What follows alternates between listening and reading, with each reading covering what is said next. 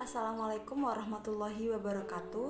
Perkenalkan, nama saya Hima Lustiana dengan NIM 400206206500162 dengan prodi Informasi dan Hubungan Masyarakat.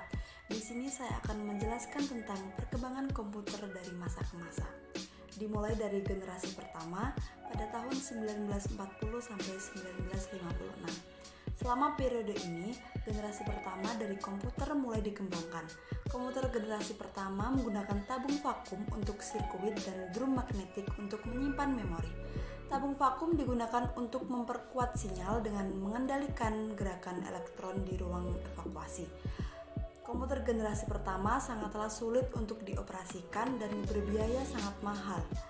ENIAC dan ENIAC adalah salah satu contoh komputer generasi pertama yang digunakan Badan Situs Amerika Serikat. Berikut adalah gambarnya.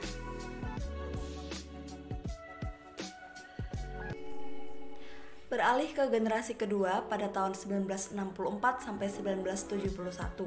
Teknologi tabung vakum mulai tergantikan dengan transistor. Penggunaan transistor pada komputer mulai digunakan di akhir tahun 1950-an. Keunggulan transistor sendiri adalah bentuknya yang lebih kecil. Dengan bentuk minimalis dari transistor, komputer menjadi lebih kecil dan hemat energi.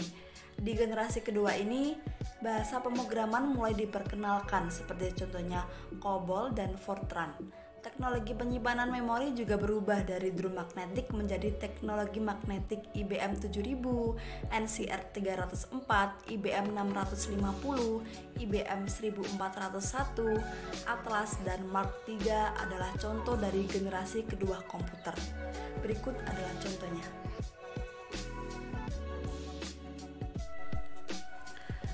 Kemudian beralih ke generasi ketiga pada tahun 1964 sampai 1971.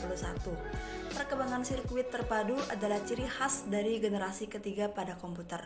Bentuk transistor semakin diperkecil dan ditempatkan di chip silikon yang dinamakan dengan semikonduktor. Teknologi ini semakin mempercepat kinerja komputer. Selama periode ini, mouse dan keyboard mulai diperkenalkan.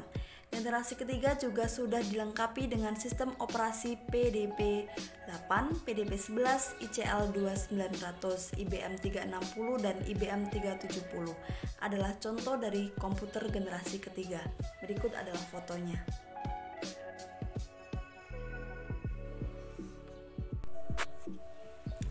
Kemudian pada generasi keempat pada tahun 1971 sampai sekarang. Di periode ini, prosesor mikro mulai diperkenalkan. Saat ribuan sirkuit terpadu dimasukkan ke dalam sebuah silikon chip yang kecil, prosesor pertama adalah Intel 404 chip mulai menjadi otak utama di sebuah komputer. Saat periode inilah istilah personal komputer atau PC mulai digunakan dengan teknologi yang lebih maju. Generasi keempat menjadi tonggak awal pembangunan internet. IBM 4341, DEC 10, Start 1000, PUP 11, dan Apple II adalah contoh komputer dari generasi keempat. Berikut adalah fotonya.